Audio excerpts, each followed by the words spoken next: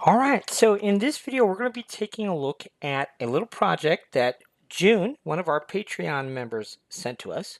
Now, if you are a paid Patreon member, thank you very much. If you're not, thank you very much for even being a free Patreon member.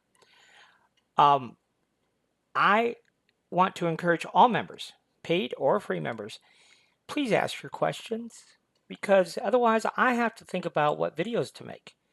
And I don't want to think about that. I want to think about answering your questions.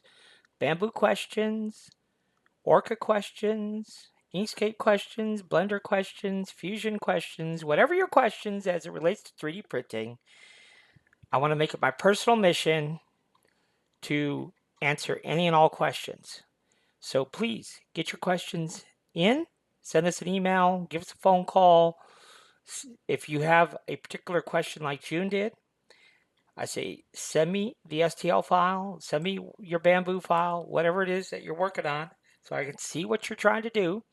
Some people want to put an SVG logo on a koozie. Well, send me the SVG that you're trying to put on the koozie, and I will explain in detail how to do it. So please, and I encourage you to bombard me with questions. All right? So June sent us this file, says we need to make a can opener. And June, you're in luck because this is a pretty straightforward project. So firstly, shift click, get rid of all these duplicates. We need to make a can opener and then we can duplicate. All right, so there it is. Now, first thing that I noticed, there's some issues with this design. Firstly, it's very tiny, okay? When we're talking about a soda tab opener, we need a little bit of leverage, and this is a very tiny design. So it's barely 2 inches. So in my recipe book, it says for can openers to be a minimum of 67. All right. And I think it's because it's 6'7". It's just stuck in the brain. So we're going to go uniform scale, and on the X position here, we want to go 6'7". All right. That will give us a good size keychain, but not too big. All right. So it gives us a little bit of a leverage. This is roughly slightly more than 2.5 inches, slightly less than 2 3/4. So there is the first step, 67 wide. When we use the scale tool, just make sure when you do scale it, uniform scale is checked in this position. Okay. Now the next thing to do is this bottom piece here. This bottom piece has to be 6 mil. And on this particular model, there is actually an extra piece in here. I just alt click that extra piece and delete. Now, one thing I noticed when I looked at this file before making the video, it is comprised of lots and lots and lots of pieces. This is a no-no. Okay, no. Whoever made this file needs to take my classes, and it will save them a lot of headache. We should not have this many pieces in Bamboo Studio. All right. But we're not going to dwell on that. It's not going to really hurt us too bad. So we're just going to move on. And so what we're going to do here is we are going to alt click on this white, and in the recipe book for can openers, it says that the white backplate has to be 6 mil. Has to be 6 mil. And so now it is. Okay. Now it's 6 mil. So now that is thick enough for our slot for our can opener. Now the next thing we want to do is add the key tag. So we're going to go ahead and hit Control I here, and we're going to search on our desktop for key. And this file, of course, is available on our Patreon. The link to our Patreon is in the video below, the video description below. And you can download the file. It's totally free. And all we're going to do here is just move it wherever we want to. So we're going to go Control 1 here. That will give us a straight down view. And then we can move this into position here. So there's our move tool. And what we're looking for is we're looking to center it on this little nub. and we're looking for it to only be out far enough to fit our jump ring into. I'm going to say that's just fine, just like that. Okay, that's plenty big. That's probably way bigger than we need. But now what we need to do in order to print this needs to be combined with the rest of it. Shift Control, click on the assembly, right click and merge. Okay, and now you see that that is in fact part of the assembly. All right, so that takes care of that. Now what I'm going to do is I'm going to take this and right click and center it to my build plate. So now I'm going to import another file. And this is going to be on our desktop. It is going to be CAN. So there's CAN. There is the file we need right there. We're going to go ahead and click OK. Now here's what I want to tell you about this file. There's two different ones on our Patreon. Both are free. So you just go sign up for the free Patreon, scroll down a little bit, and you can also search, and you could search for Can Opener, or you could search for Soda Tab. Either one. They're two different ones, but this one we're going to use Can Opener. We're going to go to the Move tool here, and we're going to slide it on out. And what we're looking for right here, let me spin this around a little bit, right here, let's focus right there, that corner. We're going to pull that back so it's just barely sticking out. Okay, just barely. That's what we want. All right. Now, this we want to move in the Z off the build plate, but we can't because it's not part of the assembly.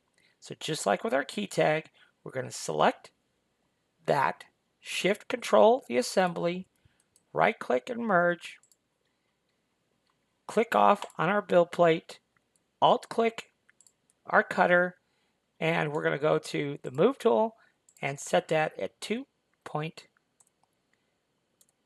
I don't know what we did there. Let's delete all that. 2.75. Okay, so that's just off the build plate 1 millimeter. That's what we want. Now, in order to cut that hole, we need to change what this part actually does. So we're going to alt click on it, right click on it, change the type from a part to a negative part. Click OK. So it's going to ghost out on us, but it's there. So now when I slice the plate, watch what happens. Now we have our slot. Fancy, huh? All right. Now, when June gave us this file, she gave us a file with a lot of different settings. So if we go back to global here, do you see all these settings? Okay. Now, we do not want to use these settings. We don't know where they came from. And we need very, very, very, very special settings for our can opener. So we're going to click this button right here, and that's going to reset all the settings back to the default settings of this saved profile. Click. And let's walk through all the settings that we need to change for our can opener. Okay? So first thing we're going to do is come to the Others tab. And we just begin by scrolling down and taking a look at some various different things. So we're going to scroll, scroll, scroll, scroll, scroll, scroll. On the Others tab, we are in Global. Let's see here. I don't actually think there was anything on the Others tab now that I think about it. Nope. So we're going to skip that, but we do need supports. So we're going to enable supports. We're going with Tree Auto. We're going to come down here on the build plate only. Okay. We're going to choose critical regions only. And down here a little ways, we want the top Z distance to be 0.28. And then we want our interface layers to be 4. Okay. And then we're going to pop over to speed. Now over here on speed, we're going to go all the way to the top here. So we're going to come down right here to our bridge. So here we're going to do 20. Okay, so we're going to do 20, and these are all okay, I think, as is, or we could lower them a little bit if we really wanted to. We could lower those just a little bit, but I think we're actually just going to leave those. I didn't have any problem with it printing with these settings when I lowered the bridge down a little bit. All right, so that's it on that. On strength, we want to go with 4 wall loops instead of 2. Okay, and that's all we need to do for strength. And then quality. Now, guys, this is where you really pay attention.